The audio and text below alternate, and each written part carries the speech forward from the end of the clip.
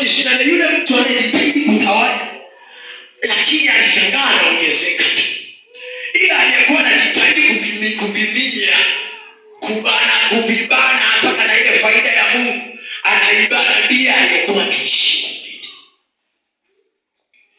Bwana Yesu asifiwe sana. Anasemaje kwenye Malaki sura ya 3 mstari wa 8?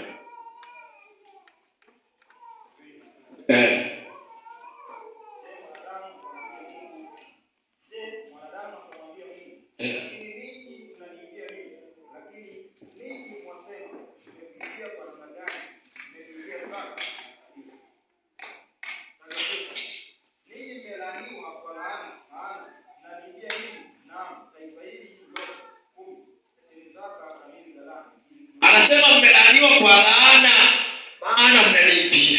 Bwana Yesu asifiwe sana. Hakuna kuinuliwa bila kutoa sadaka.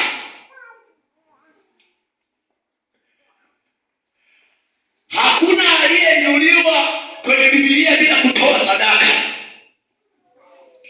Bwana Yesu asifiwe sana.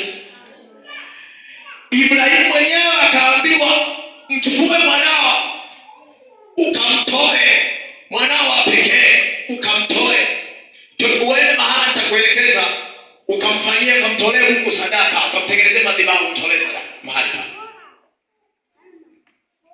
Bwana Yesu asifiwe sana. Mwanae wa pekee kwenye uzee wake ndio amekapata hapo kamoja, anaambiwa ukakatoe hapo. Mstari huu unatufundisha nini? Unatufundisha ya kwamba unatupa ujasiri kwamba kile unachokipata tujitahidi kukitolea sadaka ili tuweze kujiungamanisha na Mungu. Bwana Yesu asifiwe sana. Ibrahimu anakwenda kule kumtoa mtoto wake wa pekee, lakini baadaye ndipo Mungu anamwambia hapana, acha, usifanye, usimkate, usimchinje yule pale mwana kondoo nimekufanyia chinjo. Mwambia umebarikiwa, uzao wako utabarikiwa, maana umisubutu.